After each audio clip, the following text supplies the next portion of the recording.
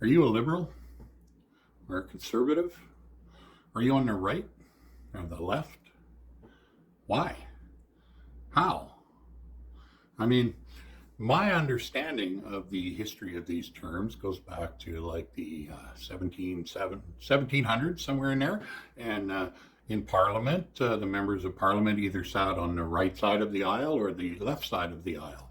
And if one sat on the left side of the aisle, that indicated that they represented the civilians, the citizens of the country, and they represented the liberty and individuality, the individual sovereignty and liberty of a citizen, and that's what it meant to be on the left. And in those days, if you sat on the right, you represented the conservation of the aristocracy, the nobility. That's what you were trying to conserve if you sat on the right side of the house. So that meant that on the right, the members represented a very small percentage of the population who were the most wealthy and the most powerful. And on the left, the members represented the individual sovereign citizens and their liberty. So if you look at it in those terms, I'll bet every single person watching this video would be sitting on the left side of the aisle in the 1700s. I mean, maybe some royalty person is watching this, but I doubt it. Mostly it's just normal individual sovereign citizens. Well, citizens that were once sovereign, maybe, I don't know, might have been a trick the whole time, but that's us. So in this, to reiterate, in the 1700s, if you were on the left, well, that was probably all of us. Why in the hell would we want to conserve the aristocracy? There's no benefit for us to do that. And just like those words, conservative and liberal, and right and left, just like those words don't mean what they used to mean anymore. None of the words that we used to describe politics mean what they used to mean. Communism, for example. So China, the Communist Party of China rules over China. That's how they refer to themselves, the Communist Party of China, because communism is first. But have a look at China. Is it actually a communist regime in China? I mean, China's chock full of companies that are privately owned and publicly owned. They trade stocks and that sort of thing. They totally engage in capitalistic behavior. Whereas, the origins of communism, there's no such thing as private ownership. Everything is state owned, not publicly owned, state owned. That's communism. What we see in China isn't actually communism. It's after communism. It's post-Marxist.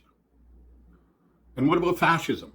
Fascism, as far as I know, originates as a far-right conservative politic where the corporations are forced to align themselves with the governments, and the government will dictate what the corporations do. And if the corporations lose money, it doesn't matter. The government will just pump more money into them, and some sort of evil dictator waves his fist, and that's fascism. Well, that used to be fascism. It's not fascism anymore. Now we have a whole brand new type of fascism where Facebook and Google and Twitter and GM and all the banks and the media, they are all working hand in glove with the governments all over the world. This is happening. It's not actual old-timey fascism, it's neo-fascism. So there you have your post-Marxist, neo-fascist, right? These words don't mean the things they used to mean. And they haven't for quite some time. I didn't notice until I noticed, and then I notice it everywhere. Words don't mean what they used to mean. So if you think you're on the right or the left, take a good look at what you're at, because if you're on the left now, you're no longer standing for the individual sovereignty and liberty of the citizen. That's not what the left does anymore. And the right no longer is conserving the or is it? Has the aristocracy just kind of shifted and because things are different all the way along, and words don't mean what they used to mean, and things don't do what they used to do. Like corporations, for example. The way I understand the history of corporations, it began as collections of citizens building public use structures and the like. So, for example, if a town wanted to build a bridge, they would form a corporation, and the citizens would inject the funding into it and build the bridge. And the important part of a corporation was the limited liability aspect. So, if the bridge fell down, individual citizens wouldn't be held liable for the damage. That's where corporations began. But that's not what corporations are today. Today, corporations are private citizens and holding shares in companies that become enormous, and the corporations still have that limited liability where the individuals involved can't really be held liable for the stuff. It's just the corporation. And, like, how do you hold a corporation liable? Well, yeah, I guess you take their money, but if the liability is limited, then the amount of money you can take is limited. And then this really cool thing happened for the corporations. At some point, I think it was in the 70s, they, instead of just being, a collective of individual citizens working towards a common purpose, the corporation themselves became a person and suddenly had the right to freedom of expression and so on and so forth. So yeah, corporations aren't what they used to be, and conservatives aren't what they used to be, and liberals aren't what they used to be, and none of this is what it used to be. And yet we're still trying to use the same words to describe these things. Won't work. You need to come up with new words, new phrases, so on and so forth. Like democracy is supposed to be individual citizens casting their vote in support or not support of things, stuff, rules. Didn't used to be about electing people.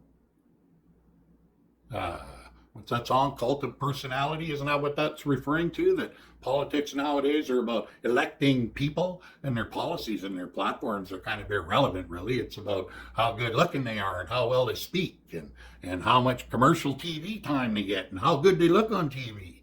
That's what matters. That's how they get elected. Politicians today, modern politicians, don't pay any attention at all to running the country. They leave that to the bureaucrats.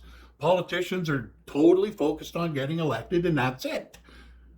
They don't have time for anything else. They're too busy fundraising and meeting with the lobby groups and giving speeches. I mean, they don't have time to worry about their constituents or their country or the good of their country. I mean, do you really think they do? Do you really believe that Justin Trudeau has any understanding at all of international trade or medicine or biology? Do you think he understands it at all, even a little bit? Or do you think he's just a moving mouth, a empty-headed meat puppet with somebody's hand around up there moving his lips, and he's reading and memorizing exactly what he's told to say? Does that sound more realistic? It does to me. Do you notice that we don't see that man in casual conversation anywhere in the media anymore? Like, you might turn up some clips that are several years old where he said some pretty interesting things. He's made some pretty interesting statements in the past, but we don't see him in casual conversation anymore. All we see from him is prepared speeches. And if he's not reading it, he's memorized it. The man hasn't answered a question in Parliament yet. He has a canned, prepared response for every single question. The response is almost always identical, no matter what the question is. He just doesn't answer questions. Has he ever? I've never heard him answer a question. But what he does do when he does speak, he actually tells you what the priorities are for him and his government. I don't know if they're doing it on purpose or not, but they're doing it. For example, when you hear Trudeau speak, and he lists his priorities, and he lists them in this order: the economy, our trading partners, and the Canadian people third. But be clear, he's already made it clear he does not mean all Canadian people. He's made it perfectly clear that he feels free to segregate certain portions of the population and deny their citizenship, essentially. So when he says the Canadian people, he means the Canadian people who agree with him. And when he says trading partners, he means the economy. And when he says the economy, he means the trading partners. And that's who's dictating all policy in this country and pretty much every country. The money, not the people. The corporations, the trading partners. That's his top priority. That's really his only priority, and he'll only lend anything towards people who agree with him and support him. So, I mean, is Joe Biden any different? Nancy Pelosi? Any right or left? Pierre Poilievre, you think he supports the Canadian people? Do you really? Yeah, oh yeah, he asks all those tough questions all the time in Parliament. He's good at it. And then he just moves on to the next question and he's never gotten an answer. He barely tries to get an actual answer. Seems to me all he's trying to do is embarrass the government so that he can get attention and get votes. But, if he, it was easy for him to stand on the street and give this dramatic, passionate speech about supporting Canadians after the protests had all been cleared out by the thugs. It was easy for him. He, look, all of those 150 some odd MPs that voted against the Emergency Measures Act, they're all going to pat themselves on the back and they're all going to tell you how they supported you. And most of them are sitting on the right side of the aisle. They're not supporting you. If they supported you, then what you would have seen is 150 some odd MPs lined up facing the thugs in uniform, standing in between the thugs in uniform and the citizens they represent. That's what you would have seen if those people represented you. You didn't see that, did you? Nope, you didn't. Because they don't represent you, they represent the corporations. That's the new aristocracy, the corporations. They represent Mark Zuckerberg, and they represent the Canadian banking system and the Canadian media, Canadian government-funded media. That's who they represent. And they can argue about the left and the government, and it's all a bunch of bullshit. I fell for it for most of my life. I'm not falling for it anymore. No. No. Neither the left nor the right supports or represents the people. Neither one. Tell me I'm wrong. So there's a number that you can call, and it's listed after a distressing news report. They say, if you're particularly distressed by this news report, there's a number, there's help out there. We can help you. Dial this number, get the help if you're distressed. Right. So what do? You call this number, do you? And you tell them, like, yes, I'm particularly distressed by the constant anxiety, crippling anxiety that you induce from the fear-mongering propaganda and mostly inaccurate information that you provide every minute of every day. Yeah, I'm highly distressed by that. What do you think they say is advice? Yes, I can understand. We totally understand why you feel so fearful and anxious. So you'll stop doing it then? You'll stop putting out constant fear-mongering, anxiety, crippling anxiety-inducing information that has been going on for years now, pretty much since they've been airing, right, the news. So you're going to stop all that then, yeah? No.